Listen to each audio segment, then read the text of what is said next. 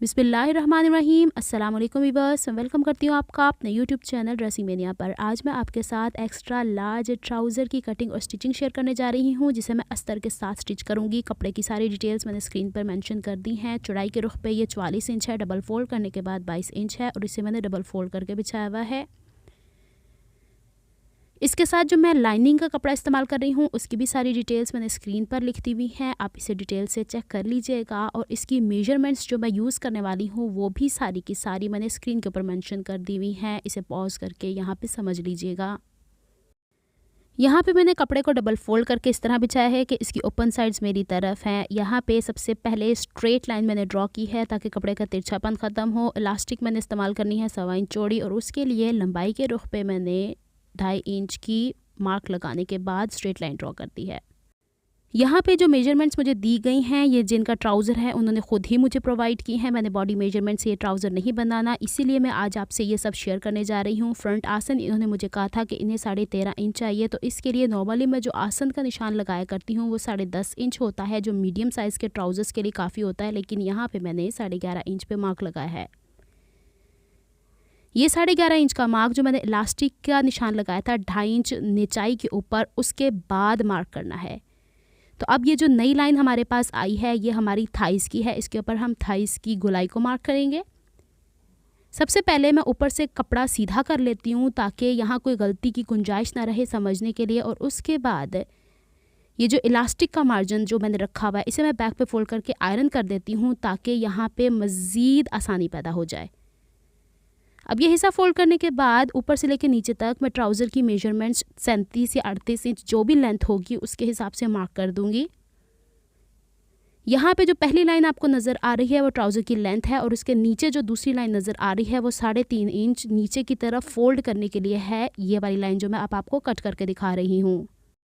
जिस तरीके से मैंने ऊपर से इलास्टिक का मार्जिन बैक की तरफ फोल्ड किया था वैसे ही नीचे से 3.5 इंच जो एक्स्ट्रा लिया हुआ है एक्चुअल लेंथ लेने के बाद उसको भी मैंने बैक की तरफ फोल्ड कर दिया है। यहाँ पे मैं आपको दोबारा दिखा रही हूँ ताकि अब जो मेजरमेंट्स मैं आपको बताने वाली हूँ वो आपको आराम से समझ में आ जाएं। सबसे पहले हम लंबाई के तमाम मार्क्स लगा देंगे, फिर इसके बाद हम चौड़ाई के तमाम मार्क्स लगाएंगे ताकि आपको अंदाज़ा हो जाए कौन सी लाइन किसके लिए स्पेसिफिक है। अब जो हमने थाइस की लाइन लगाई थी उससे लेकर नीचे तक जो लाइन है हमारी उसके बीच की मेजरमेंट लेनी है, वो तकरीबन आ रही है 26.5 इंचज़। हर एक की वैरी करेगी। पहले तो हमने नीचे से लेके ऊपर तक इंचिस टेप को यूं फोल्ड करके डबल कर लेना। मैं आपको दोबारा से मेजर करके दिखा देती हूँ। ये जो एक्चुअल लेंथ है थाई से लेके नीचे तक 26.5 इंचिस टेप को यूं डबल फोल्ड कर लेना है। इसे या तो थाइज वाले हिस्से से नीचे की तरफ ले आएँ या पॉइंट वाले हिस्से से ऊपर की तरफ ले जाएं और यहाँ पे जस्ट 2 निशानात लगाने हैं। ये हमारा नी का पॉइंट नहीं है।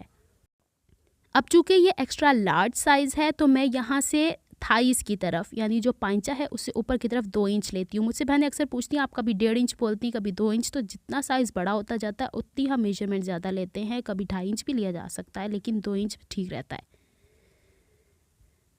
अब ये जो 2 इंच ऊपर निशान लिया इस पर स्ट्रेट लाइन बना दी। अब देख लें आपके पास 4 निशानात है, एक ऊपर वेस्ट लाइन, फिर थाइस की लाइन, फिर घुटने की लाइन, फिर पांचा। ऐसी डिटेल्स मैं आपको पहली भी वीडियोस में बता चुकी हूँ लेकिन यहाँ पे चूँकि मैं एक्स्ट्रा लार्ज स्टिच कर रही हूँ तो काफ़ी बहनें मुझे कहती हैं कि आप इससे ज़्यादा भी बता दिया करें, तो इस वजह से मैं तमाम डिटेल्स दोबारा से बता रही हूँ। सबसे पहले यहाँ पे थाइज वाले हिस्से में कॉर्नर से दूरी पे मैंने 1 इंच लिया था और इस कर्व स्केल से हल्का सा कर्व दिया है। यहाँ पे ये कोई मेजरमेंट पे नहीं है, ये जस्ट मैंने कर्व दिया है। इसके बाद मुझे जो उन्होंने थाइस का हिस्सा बोला था 16.5, तो यहाँ पे मैं 14 इंचज़ लेती हूँ ये वाले निशान से अंदर की तरफ जो कि कर्व स्केल की मदद से बना है। इसको सीधा ऊपर मिला दूंगी। सीधा इसलिए कि हमारे अगर थाइस ज़्यादा हैं तो हमारी कमर भी ज़्यादा हैवी होती है। इसके बाहर की तरफ जो एल शेप हमें बनाना होता है वो मैं 2.5 इंच लेती हूँ। इट मीन्स के 16.5 को मैंने इस तरीके से कवर किया कि 14 इंचज़ मैंने लिया अंदर की तरफ एंड 2.5 इंचज़ मैंने एक्स्ट्रा लेके वो एल शेप में राउंड दे दिया जो ट्राउज़र की शेप होती है। अब हमने सिलाई का मार्जिन बैक के पोर्शन में ऐड करना है जब हम बैक के पोर्शन की कटिंग करेंगे। अब हमने जो कर्व स्केल से निशान लगाया था वो और जो एल शेप का 2.5 इंच का हमने एक्स्ट्रा लिया है उसका सेंटर कर लेना है। इंच टेप को मोड़ के यहाँ पे निशान लगाना है। इस निशान को बाहर वाले कॉर्नर से मिलाना है ताकि सेम निशान हम घुटने पे भी लगा सकें और पाइंचे पे भी लगा सकें। तकरीबन 9.5 आया है। यही 9.5 का निशान घुटने वाली लाइन पे भी लगाएंगे और यही 9.5 का निशान हम लोग नीचे पाइंचे वाले निशान पे भी यानी पाइंचे वाले हिस्से पे भी लगाएंगे। अब जो हमें रिक्वायर्ड है सेंटर मेंटेन करने के लिए वो घुटने का मार्क है और पाइंचे का मार्क है। थाइस तो ऑलरेडी हम बना चुके हैं। घुटने की चौड़ाई मुझे 14.5 तैयार बोली गई है, तो पहले मैं इसका हाफ कर लेती हूँ। जो हाफ आता है वो जो निशान लगाया है आधा उस तरफ लगा दूंगी निशान, आधा इस तरफ, तो मेरे पास मेजरमेंट्स एक्चुअल आ जाती हैं। यहाँ पे मैं आपको इजी करके दिखा रही हूँ और इसमें मैं गलत करके फिर आपको ठीक करके बताऊँगी कि आपने कैसे मेंटेन करना है। पाइंचे इन्होंने मुझे बोला है 9 इंच चौड़ा, इसे मैं इंच स्टेप से हाफ करती हूँ। हाफ निशान यानी 4.5 इंच दाएं तरफ लगेगा, 4.5 इंच बाएं तरफ लगेगा। अब जो मेरे पास निशानात आए हैं इन्हें मैं ज़रा आपको कर्व स्केल से मैच करके दिखाती हूँ, फिर मैं आपको दिखाती हूँ कि इसे मैं ठीक कैसे करूँगी। कर्व स्केल की डायरेक्शन देख लीजिएगा कि मैं किस तरीके से लेके चल रही हूँ और किस तरीके से इसके कर्व्स बन रहे हैं। इन सीम भी हम लोगों ने ऐसे ही मिला देनी है। आपके सामने ये जो आउट सीम आ रही है, ये देखिए, ये एक इस तरीके से नोक सी निकली हुई है। हमने इसको पहले स्केल की मदद से इस तरीके से सीधा करना है कि ये ट्राउज़र की लुक दे, क्योंकि ट्राउज़र्स में ये सब कुछ नहीं होता है। ट्राउज़र्स स्ट्रेट सिलाई में होते हैं। ये देखिए कितना फ़र्क आ गया है। इसी तरीके से मैं इन सीम को भी आपस में लाऊंगी। जहाँ पे मैंने क्रॉस लगा दिया है इट मीन्स कि ये लाइन हमारे काम की नहीं है, लेकिन मैं अब इसके बाद मेजर करूँगी कि कितना मार्जिन मेरे पास फ्रंट में ये कम हुआ है, वो मार्जिन मुझे बैक में ईज ऐड करना पड़ेगी। अब इसका मतलब ये नहीं है कि शेप नहीं बन रही तो हम ट्राउज़र्स को टाइट कर देंगे। यहाँ पे ये देख लीजिए, ये फ़र्क आया है इतना सा, आधा इंच दाएं का आधा इंच बाएं का, ये घुटने के ऊपर फ़र्क आया है और इस सब को हमने बैक के ऊपर मेंटेन करना है। मैं दोबारा से बता रही हूँ आपको। अब हम इसकी कटिंग कर लेते हैं। कटिंग करने के लिए ऊपर जो हमने नेफा फोल्डिंग बैक की तरफ की हुई थी एज इट इज़ रहने देनी चाहिए, क्योंकि जब हम इसकी कटिंग करते हैं तो इसकी शेप के अकॉर्डिंग ऊपर वाला हिस्सा कट हो जाता है। यहाँ पे मैं सारी ड्राफ्टिंग और कटिंग आपको इसलिए करके दिखाती हूँ ताकि आपको अंदाज़ा हो जाए कि ये सब कुछ मैं आपके सामने करके ही दोबारा ठीक करती हूँ। और ये वीडियो बनाने का मकसद ही यही है कि वो बहनें जो कहती हैं कि ट्राउज़र बनाने में डिफ़िकल्टी होती है, या वो बहनें जो एक्स्ट्रा लार्ज साइज़ रखती हैं और वो ट्राउज़र्स वेयर करने में कंफर्टेबल फील नहीं करती, तो अब देखिएगा अगर आप इस तरीके से बनाते हैं तो आपको इससे काफ़ी मदद मिल सकती है। ये देख लीजिए, फ्रंट वाला पीस हम लोगों ने तैयार कर लिया है। अब मैंने बैक वाला पीस फ्लोर पे बिछाना है क्योंकि वो इससे भी लंबा होता है। तो अब मैं इसको डबल फोल्ड वैसे ही करके रख दिया है जैसे मैंने फ्रंट वाला हिस्सा किया था। फ़र्क बस इतना है कि इससे ऊपर से नीचे की तरफ ये जो ऊपर आसन वाला हिस्सा होता है या ऊपर लास्टिक वाला, ये 5 इंच एक्स्ट्रा बैक की तरफ रखा है, क्योंकि इन्होंने मुझे कहा था कि इनके बैक की जो आसन की लेंथ है वो 19.5 होनी चाहिए। अब इसकी डायरेक्शन कैमरे की थोड़ी सी चेंज आपको मिलेगी। अब सबसे पहले जो थाइज़ वाला निशान था सेंटर मेंटेन किया, उससे नीचे की तरफ 1.25 इंच लेने के बाद इस तरह बैक की तरफ लाइन सीधी थोड़ी तिरछी लेके जाएंगे, इससे भी आसन की लंबाई हो जाती है। इसके बाद जो फ्रंट वाला पीस है उसकी निस्बत बैक वाले को 2.5 इंच एक्स्ट्रा लूँगी, 2 इंच भी लिया जा सकता है, इट डिपेंड्स। इस तरह सीधा भी मिलाया जा सकता है। हल्का सा गोल करने के बाद ऊपर से सीधा ले जाएं, लेकिन अंदर की तरफ यानी कमर की तरफ तिरछा लेके जाएंगे। अब मैं आपको करके दिखाती हूँ कि ये वाला हिस्सा जो है यहाँ से कितनी दूरी है। तो यहाँ से तकरीबन 3 इंच की दूरी है। तो अब आपको अंदाज़ा हो जाएगा कि मैंने स्ट्रेट लाइन कैसे बनाई। अब ये जो 5 इंच ऊपर मैंने कपड़ा रखा था, ये बैक के हिस्से पे जो हमारे हिप्स का उभार होता है उसको ईज देगा, क्योंकि जितने ज़्यादा हैवी होता जाता है बॉडी उतने ज़्यादा थाइज़ में खिंचाव आएगा अगर आप ज़्यादा एक्स्ट्रा कपड़ा नहीं देंगे। अच्छा जी, घुटने में हम लोग का फ्रंट की तरफ 1 इंच जो कम था पहले तो वो मैंने रखा, उसके बाद मैंने 2 इंच एक्स्ट्रा रखा है जो कि मैंने आपसे कहा था सिलाई का मार्जिन हो जाएगा। पाइंचा हम लोगों ने एग्जैक्ट रखा था, उसके बाद मैंने 2 इंच रख दिया है और अब इन पॉइंट्स को आपस में मिला देना है। अब बैक की तरफ भी थोड़ा सा कोना निकलेगा जैसे फ्रंट की तरफ, उसको हल्का सामने मेंटेन करना है, उससे कोई फ़र्क नहीं पड़ने वाला। ये देखिए, बाकी हम कटिंग में इसको बैलेंस कर देंगे।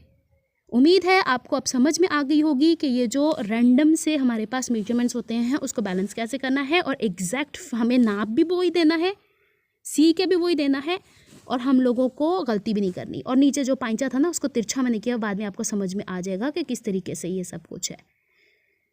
यहाँ पे मैं सब कुछ आपको दिखा रही हूँ। ये है बैक की सेंटर सीट, और ये सारा हिस्सा जो बाहर की तरफ हम लोगों ने एक्स्ट्रा मार्जिन सिलाई कर रखा है और वो नीचे से जो बॉटम है उसको भी मैं मेंटेन कर देती हूँ। इसके ऊपर पहले हम कटिंग कर लेते हैं जो हम लोगों ने एग्जैक्ट मेजरमेंट्स किए हुए हैं। जो आउट सीम होती है ना इन यानी फ्रंट और बैक ट्राउज़र की, वो एज इट इज़ कटती है। जो हम सिलाई का मार्जिन मेरे हिसाब से जो मैं कटिंग करती हूँ ट्राउज़र की, उसके अंदर की तरफ ली जाती है, यानी इन सीम की तरफ। यहाँ पे जैसे ही ये कटिंग कंप्लीट होती है, इसके बाद हम नीचे वाले हिस्से को, ये जो पाइंचे की तरफ मैंने एक्स्ट्रा तिरछा लिया है, इसको वैसे ही फोल्ड कर देंगे इस तरीके से। और जो बाहर का हिस्सा है वो तो एग्जैक्ट सेम कटिंग हुई है, लेकिन बाहर की तरफ ये जो कोना से निकला है इसे बराबर करना ज़रूरी है ताकि हम पाइंचा आराम से प्रॉपरली फोल्ड कर सकें। जहाँ पे हमने बैक की तरफ फोल्ड किया वहाँ छोटे छोटे कट्स लगा देने हैं। अब मैंने फ्रंट वाले हिस्से को अस्तर के ऊपर बिछा के रखा हुआ है। ऊपर से पहले तो मैं आपको बता दूं कि ये जो तिरछा होता है उसको सीधा निशान लगा लेना है। अब जो अस्तर की चौड़ाई है वो मेन जो हमने कटिंग किया है स्टफ़ उसकी निस्बत छोटी है। अब यहाँ पे पहले देखिएगा कि नेफे वाले हिस्से को मैंने दोबारा फोल्ड कर दिया है अंदर की तरफ, और उसके बाद ये देखिए चौड़ाई में इतना कम आ रहा है, 4 इंच के करीब। और कितने हिस्से में आ रहा है देख लेते हैं। अब मैंने इसका बॉटम भी फोल्ड कर दिया है। अब बॉटम फोल्ड करने के बाद देखिएगा कहाँ तक निशान लगाया है। बॉटम जो है वो 3 इंच तक अंदर फोल्ड होगा। इसका मतलब है कि हमारा अस्तर लंबाई में ऊपर से जो नेफा है वो भी नहीं कटेगा, और जो नीचे 3 इंच एक्स्ट्रा है हमारा वो भी नहीं कटेगा। उम्मीद है आपको यहाँ तक समझ में आ गई होगी। वैसे मैंने इस तरह का ट्राउज़र पहले भी एक दफ़ा शेयर किया है, ये चूँकि एक्स्ट्रा लार्ज है इस वजह से मैं डिटेल्स दोबारा से शेयर कर रही हूँ। अब सबसे पहले हम इसकी सिर्फ लेंथ्स को कट करेंगे। इसकी शेप हम तब कट करेंगे जब हम इसके अंदर ज्वाइन कपड़े का लगा देंगे। ये देखिए इतने से हिस्से में ऊपर से यहाँ से लेके यहाँ तक 8 इंच तक तो बराबर आ रहा है कपड़ा, लेकिन यहाँ से लेके नीचे 25 इंचेस तक हमें जोड़ डालना पड़ेगा। अब ये 25 इंचेस को मैं 26 कर लेती हूँ। दोबारा से मैं आपको दिखा रही हूँ। ये देखिए 8 इंच तक तो हमारा सीधा कपड़ा आ रहा है आसन का, लेकिन यहाँ से लेके नीचे तक जो हिसाब मैंने लगाया है वो 25 से 26 इंचेस के करीब। ये तो हर एक की लेंथ के बराबर है, और चौड़ाई तकरीबन 5 इंच हमें लेनी होगी। थोड़ी ज़्यादा हो जाए ठीक है, कम हाँ ठीक नहीं रहती। यहाँ से ऊपर मैंने जो सीधा निशान लगाया था कपड़े को सीधा करने के लिए उसे कट कर दिया है। इसके बाद जो इसके पांचे पे निशान लगाया था उसको कट कर दिया है फ़िलहाल। अब हम पहले बैक के हिस्से को देखते हैं, फिर इसके बाद एक्स्ट्रा फैब्रिक को देखें। लेकिन मैंने इस कपड़े के ऊपर निशान लगा दिया है कि कहाँ से कहाँ तक मुझे ज्वाइन लगाना है। अब ये देखिए बैक का हिस्सा है। बैक का हिस्सा तो वैसे ही फ्रंट से चौड़ाई में ज़्यादा था, तो इसमें अस्तर और ज़्यादा रिक्वायर्ड होगा। अब ये देखिए कि इसका जो अंदर की तरफ फोल्डिंग थी ऊपर से इलास्टिक वाले मार्जिन की, उसको मैंने तिरछा ही फोल्ड कर दिया। उसके ऊपर भी मैंने वैसे ही 1.25 इंच आधा इंच एक्स्ट्रा लिया है, और वैसे ही लंबाई में मैंने तकरीबन 3 इंच का अस्तर कट करना है। बैक वाले ट्राउज़र में यहाँ पे पूरे लेंथ में एक्स्ट्रा फैब्रिक ऐड होने वाला है, तकरीबन 7 इंच चौड़ा। 7 इंच एक तरफ का, 7 इंच एक तरफ का, तो तकरीबन 14-15 इंच हमें चौड़ाई कपड़े की चाहिए एक्स्ट्रा। ये देखिए एक्स्ट्रा कपड़ा लिया है मैंने अस्तर के अंदर से ही। इसमें ये वाले 2 पीस जो होंगे वो बैक में जुड़ेंगे, और ये 26 इंचेस के फ्रंट में जुड़ेंगे। इसे मैं कट कर लेती हूँ, फिर इसे मैं ज्वाइन करके ज्वाइनिंग के बाद आपको दिखाती हूँ कि क्या लुक आई है। ये देखिए ये फ्रंट वाला पीस था जिसका मैंने कहा था 26 इंचेस, मैंने आपको निशानात बताए थे। अब इसका सिलाई का मार्जिन सारा मैंने छोटे पीस की तरफ के अंदर की तरफ करूँगी, तो यहाँ पे कटिंग प्रॉपर नहीं आएगी क्योंकि हमारी आसन वहाँ तक आ रही है 8 इंच तक सीधी।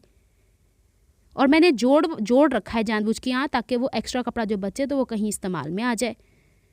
अब इसके ऊपर फ्रंट वाला मेन पीस बिछा दिया। अब देखिएगा कि बिल्कुल एग्जैक्ट जो मुझे शेप चाहिए उसके हिसाब से मैंने कटिंग कर लेनी है, तो हमारे पास ये अस्तर कट हो जाएगा। दोबारा बता रही हूँ, ऊपर से नेफा भी फोल्ड करके रखा हुआ है, नीचे से पाइंचा भी फोल्ड करके रखा हुआ है, तब इसकी कटिंग करने वाली हूँ। अब यहाँ पे इसकी कटिंग कंप्लीट कर लेते हैं। मुझसे किसी सिस्टर ने कहा था कि इसके अंदर किस तरीके से जॉइंट डालते हैं, तो देखिए ये इस तरीके से मैं अभी तो सिर्फ अस्तर में डाल रही हूँ। मेन में डालेंगे तो फिर आपको अंदाज़ा हो सकता है कि किस तरीके से इसे बढ़ा सकते हैं। अब आते हैं बैक की तरफ। फॉर्चुनेटली बैक के ऊपर जो जोड़ डले हुए हैं वो सारे के सारे कन्नी से कन्नी मिल गई थी। ऊपर जहाँ पे तिरछापन है मैंने 1 इंच ऊपर की तरफ इसलिए रखा था कि ये देखिए कि इतना हिस्सा ऊपर की तरफ जाना था। अब इसकी कटिंग किस तरीके से करनी है, इसका नेफा भी फोल्ड है, इसका बॉटम भी फोल्ड है। मैं दोबारा से आपको इसलिए दिखा रही हूँ कि कटिंग में बाजू का गलती हो जाती है। कपड़ा नाप 10 दफ़ा लिया कीजिए, लेकिन कटिंग एक ही दफ़ा होती है। अब यहाँ पे इसको मैं इस तरीके से कट कर रही हूँ, बिल्कुल इसके बराबर। और पहले मैं नीचे से ऊपर की तरफ सेंटर सीट की तरफ आ जाती हूँ, फिर मैं आपको बताती हूँ कि ऊपर से ये देखिए तिरछा हिस्सा कट किया और फिर नेफे वाला हिस्सा खोल देना है, वरना वो तिरछापन कट हो जाएगा, और फिर आसन की कटिंग कर लेनी है। तो जनाब यहाँ पे हमारे 4 पेयर तैयार हो गए हैं, 2 मेन फैब्रिक के, 2 अस्तर के। ये मैं आपको एक दूसरे के ऊपर प्लेस करना पहले ही बता चुकी हूँ। अब हम इसकी आउट सीम की सिलाई कर लेते हैं, यानी जो बाहर की सिलाई होती है, और एक जितनी सिलाई करनी है इसके अंदर वाले अस्तर की भी बाहर वाले भी, इसलिए मैंने सीम गाइड लगा दी हुई है।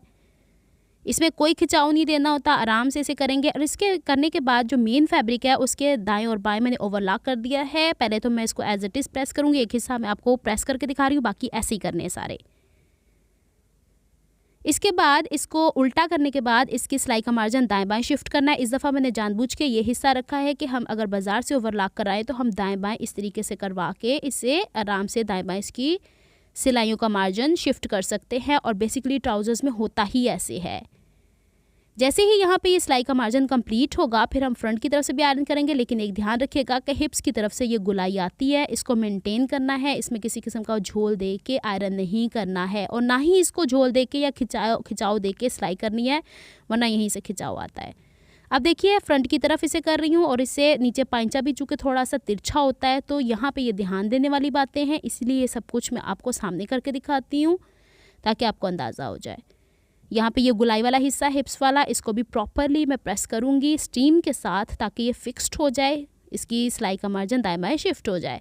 अब इसका पांचे के 3.5 इंच का जो मार्जिन था हमने कट लगाए हुए थे, उसको ऊपर की तरफ फोल्ड कर लेना है, क्रीज लाइन बिठा लेनी है, ताकि जब हम इसके साथ अस्तर को स्टिच करें तो हमें फोल्ड करते हुए डिफ़िकल्टी ना हो, बाद में डिफ़िकल्टी होती है। अब इसके साथ इसका अस्तर वाला हिस्सा मैच करेंगे, जो मैंने आपको बताया अस्तर पे मैं ओवरलॉक नहीं कर रही हूँ। अब इसको सीधा हिस्सा सीधे से रखा और यूं पलट के सेंटर से सेंटर मैच करने के बाद इसके पांचे के ऊपर सिलाई लगा देनी है। इसकी चौड़ाई का ख्याल रखिएगा फ्रंट और बैक का, तभी इसको स्टिच करना है, यानी फ्रंट आसन से फ्रंट आसन ही होनी चाहिए। जो हमने सिलाई लगा ली है उसको एज इट इज़ प्रेस कर लेना है। फिर सिलाई का सारा मार्जिन हमने ट्राउज़र की तरफ ले जाना है, क्योंकि अस्तर यहाँ पे हमारे पास पतला है। और फिर इसको यूं प्रेस करने के बाद इस पर लब की सिलाई ट्राउज़र के ये वाले हिस्से पे आएगी, और उसे लब की सिलाई लगाने के बाद इसे आयरन कर लेना है ताकि इसमें कोई झोल है तो निकल जाए। फिर इसको यूं पलट के सीधी तरफ देख लेना है कि हमारा, क्योंकि मैंने इन सीम पहले ही दोनों हिस्से ओवरलॉक कर लिए हैं तो थोड़े छोटे हो गए हैं, तो हम लोगों ने देख लेना है आसन से पकड़ के कि आया हमारा अगर कोई अस्तर थोड़ा छोटा बड़ा है, छोटा तो नहीं खैर होगा, थोड़ा बड़ा ही होगा, तो उसको जहाँ से कोना वोना निकला हुआ है उसको हम कट कर देंगे। हल्की सी ट्रिमिंग करनी पड़ती है, लेकिन अगर आपने ओवरलॉक नहीं किया हुआ तो फिर तो आराम से ये ऐसे हो जाएगा। और वैसे भी ये लॉन का स्टफ़ है, थोड़ा सा खिसक जाता है इधर उधर। ये देखिए एक तरफ का मैंने कर लिया था, फिर दूसरी तरफ को भी हम इस तरीके से ही मैनेज करेंगे, क्योंकि आसन के ऊपर तो हमने ओवरलॉक नहीं की हुई, तो वहीं से हम पकड़ के इसको बैलेंस कर लेंगे। ये छोटी छोटी टिप्स हैं जो मैं आपको साथ साथ देती रहती हूँ, वरना ये छोटा मोटा झोल अंदर आएगा तो फिर बुरा लगेगा। अब इसको यूँ उलट लेना है, पांचे का निशान हम यहाँ पर लगाएंगे जहाँ पर हमने लब की सिलाई लगाई थी, और यहाँ से ऊपर की तरफ यानी सेंटर सीट जो होती है उसकी तरफ सिलाई लेके जाएंगे एक तरफ से, और फिर दूसरी तरफ से अस्तर को अलहदा स्टिच करना है। एक तरफ से लेके दूसरी तरफ मत जाएगा, कोई खिंचाव होगा तो फिर एक ही तरफ आता जाएगा। अच्छा जी, हमने ये स्टाइल लगा लिया। पहले एज इट इज़ इसको प्रेस कर लेना है। फिर इसके बाद मेरा मिनी आयरन स्टैंड मुझसे बहनें पूछती हैं, तो ये मैंने दराज से ऑर्डर किया था, ये मैं खुद कैसे बना सकती हूँ, मेटल का बना हुआ है, तो ये मेरे लिए काफ़ी हैंडी है। मैंने छोटी मिनी आयरन के लिए लिया हुआ था, तो मेरे यहाँ भी काम आ जाता है। अब इसके अंदर पहले हाफ हिस्से तक पहले अस्तर को सिलाई को दाएँ बाएँ हम शिफ्ट करेंगे, जिस तरीके से हम लोगों ने साइड की सिलाई वाले को किया था। चूँकि वो खुला वाला हिस्सा था आराम से हो गया, ये बंद हिस्सा है, अगर हम इस तरह से चलाएंगे तो दूसरे हिस्से नीचे से इधर उधर खिसक जाएंगे। आप चाहें तो एक छोटा सा पिलो बना के रख सकते हैं, बड़ा सख्त सा, उसको अंदर रख के उसके ऊपर आयरन कर सकते हैं। ज़रूरी नहीं है कि हमारे पास सेम ही मटेरियल हो तो हम काम कर सकते हैं। लीजिए मैंने एक हिस्सा पहले आपको करके दिखा दिया, फिर दूसरा हिस्सा, फिर इसको पलट लेंगे और ये अस्तर वाला हिस्सा यानी मेन जो ट्राउज़र का है ना वो उल्टा ही है, और जो अस्तर वाला हिस्सा है उसको उसके ऊपर चढ़ा देंगे, और क्रीज लाइन तो हमने पांचे की पहले ही बनाई हुई है, उसको हम पकड़ के इसको एक दफ़ा झटकेंगे तो ये सारे का सारा हिस्सा कवर हो जाएगा, यानी कि पलट के ऊपर आ जाएगा। अच्छा, मैंने अपनी प्रीवियस वीडियोस में आपको इसकी जो आसन है ना उसको गुम सिलाई में स्टिच करना नहीं बताया, इसमें मैं वो भी ऐड कर रही हूँ ताकि जो बहनें सीखना चाहती हैं तो सीख लें। अब ये देखिए आपके पास आ गया है, इस तरह इलास्टिक ऊपर से फोल्ड होगी। यहाँ पे मैं आसन को स्टिच करना बता देती हूँ। ये देखिए इस तरीके से बिछा के रखना है, यानी जो अस्तर वाला हिस्सा है वो ऊपर है, फ्रंट वाली सेंटर सीट फ्रंट वाली से इस तरह मैच है। जब आप इसके अस्तर वाले हिस्से को पकड़ेंगे, मेन फैब्रिक को अंदर की तरफ छोड़ देंगे, तो आपको पता चल जाएगा कि कौन सा हिस्सा गुम सिलाई में किस तरफ जाएगा। यानी जो अंदर की तरफ सिलाई है वो सिलाई की तरफ पकड़ लेनी है, सेंटर सीट से सेंटर सीट मैच कर लेनी है, और एक तरफ से सिलाई करते हुए आगे की तरफ जाएंगे और दूसरी तरफ से सिलाई करते हुए पीछे की तरफ लेके चले जाना है। ये देखिए अस्तर सिल गया है। अब इसका जो मेन फैब्रिक है वो अंदर की तरफ है। अब उसको आपस में पकड़ेंगे इस तरीके से सीधा करने के बाद, और फिर आपको खुद पकड़ेंगे तो अंदाज़ा हो जाएगा कि इसकी सिलाई जो ये वाली है, इसको सेंटर सीट जिस तरह हम लोग नॉर्मली स्टिच करते हैं, मैं आपको पहले भी बता चुकी हूँ। थोड़ा सा ये वाला हिस्सा जो मेन फैब्रिक का है ना, उसको स्टिच करना थोड़ा सा बाहर की तरफ निकाल के मुश्किल होगा, आराम से स्टिच हो जाएगा। अगर आप ये नहीं कर सकते तो आप सिंपल अस्तर के साथ सिलाई लगा सकते हैं। तो यहाँ पे ये हिस्सा तैयार हो गया सारा। अब हमने क्या करना है कि जो हिस्से हमारे पास थे, यानी 2.5 इंच का मैंने मार्जिन ऊपर से नेफा फोल्डिंग के लिए रखा था, और अस्तर जो था वो मैंने तकरीबन इसके ऊपर 1.25 इंच ऊपर की तरफ जाना है। तो मैंने आपको दिखाने के लिए निशान लगा दिए हुए हैं, और यहाँ पे UHU लगा के पहले इसको पेस्ट करके आपको दिखा रही हूँ। अगर आप चाहें तो आप एक कच्ची सिलाई भी लगा सकते हैं, बड़ा बखिया करके। ध्यान ये रखना है कि अगर अस्तर में कोई झोल है तो आपने एक निशान से दूसरे निशान, यानी जो सिलाई का मार्जिन है उसी के अंदर कवर कर देना है। साइड पे ले जाएं तो अच्छी बात है। ये जिस तरफ भी वो थोड़ा बहुत निकल रहा है तो ले जाइएगा। इसको पूरे को कर लेते हैं। ये हो गया तैयार, और मैंने यहाँ पे 32 इंच की इलास्टिक ली हुई है। इसको मैंने राउंड बना लिया है। जिस तरीके से हम इलास्टिक बैंड बनाते हैं वैसे ही इसको स्टिच कर देंगे इस तरीके से, और इसने यूं पलट के ऊपर की तरफ आना है, और इसको बड़ा बखिया करके जो हम दूसरी सिलाई लगाते हैं वैसे ही लगा देंगे। ये तमाम चीज़ें मैं पहले सिखा चुकी थी। मैंने कहा आज आपसे शेयर करूं कि हम बड़े जो ट्राउज़र्स होते हैं उनको किस तरीके से स्टिच करते हैं। ये देख लीजिए, इसकी फ्रंट लो बैक हाई बन चुकी है। आसन पूरी की पूरी वही है, ट्राउज़र की जो लेंथ है वही सब कुछ है जो कि मैंने आपको बताई थी। अगर आपको मेरी एफर्ट्स पसंद आती हैं तो please like my videos, subscribe to my channel, hit on the bell notification for more updates. अगर आज वीडियो में थोड़ी सी आपको नॉइज़ सुनाई दी है तो इर्द गिर्द के एरिया में मेरे आज शादी थी, उस सब के लिए माजरत। मिलती हूँ मैं किसी नेक्स्ट वीडियो में। अपना बहुत सारा ख्याल रखिएगा, मुझे दुआ में याद रखिएगा। अल्लाह हाफिज़।